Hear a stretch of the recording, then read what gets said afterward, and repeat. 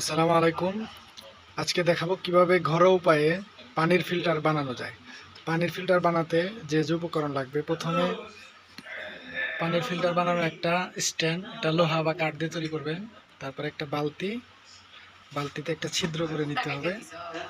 তারপরে কুয়া, কয়লা এবং পরিষ্কার বালি, এবং এখানে আছে একটু সিনথেটিক বা প্লাস্টিক জাতীয় কাপড়, যাতে পানিতে পচে না যায়।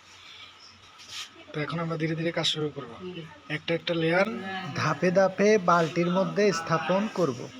এখন আমরা বালতিটা সাবধানতার সাথে ছিদ্র করে নেব।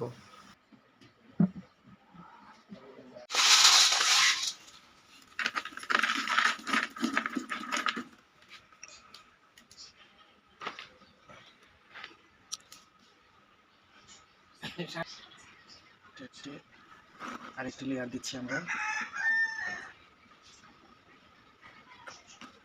দিয়ে আমরা জল দিয়ে দিচ্ছি।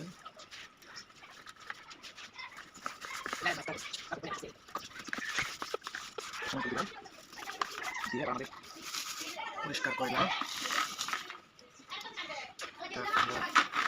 দিলাম। তারপরে আবার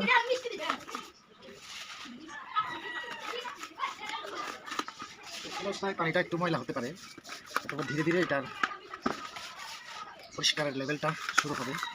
খুব ভালো কার্যকরী একটা ব্যবস্থা। আয়রন একদমই থাকে না, আপনারা যাদের বাড়িতে পর্যাপ্ত পরিমাণে আয়রন, তারা এটা ব্যবহার করতে পারে।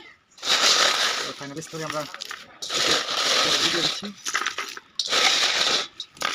যাতে করে আবার পানি দেওয়াতে এটা উঠে না যায়।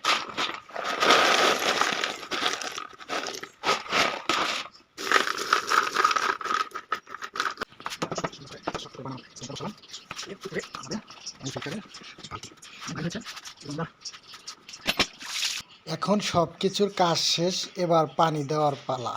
প্রথম পর্যায়ে পানি একটু বেশি করে দিতে হবে, যাতে করে যে ময়লাগুলো আছে এগুলো বের হয়ে যায়। প্রথম পর্যায়ে পানি খাওয়া যাবে না, পানি দিয়ে দিলাম এবং বেশ কিছু পানি দিয়ে দেব, যাতে পানিটা সাকশন হয়ে বের হয়ে যায়।